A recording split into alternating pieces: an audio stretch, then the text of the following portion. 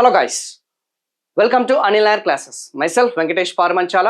ఈ రోజు వచ్చేసి మనం డిస్కస్ చేసుకోబోయే bit national income is compiled by. జాతీయ ఆదాయం అనేది ఎవరు అంచనా వేస్తారు?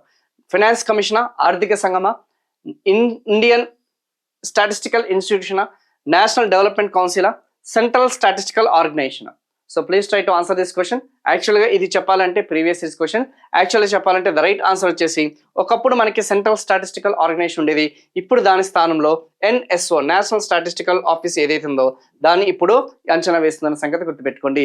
సో ఈ యొక్క జాతీయ గణాంక సంస్థ అనేది ఏదైతే ఉందో మోస్పీ, మినిస్ట్రీ ఆఫ్ ఏదైతే మనం చెప్పుకున్నామో స్టాటిస్టిక్స్ అండ్ ప్రోగ్రామ్ ఇంప్లిమెంటేషన్ ఏదైతే ఉందో డిపార్ట్మెంట్ ఆఫ్ ఫైనాన్స్ కింద ఇవన్నీ కూడా పనిచేస్తాయన్న సంగతి గుర్తుపెట్టుకోండి.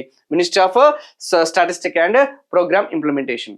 సో ఫర్ మోర్ వీడియోస్, ఇలాంటి లెంతీ వీడియోస్ కోసం మన యొక్క యూట్యూబ్ ఛానల్ని మీరు సబ్స్క్రైబ్ చేసుకోండి. ఇది కాకుండా మనకి అనిల్ ఐర్కి సంబంధించిన యాప్లో మీకు ఫుల్ ఫ్లెడ్జ్డ్ లెంత్ వీడియోస్ అనేది మనకి అవైలబుల్గా ఉండడం జరిగింది. ఆల్ ఇన్ వన్ కోర్సెస్ అనేది మనము లాంచ్ చేయడం జరిగింది.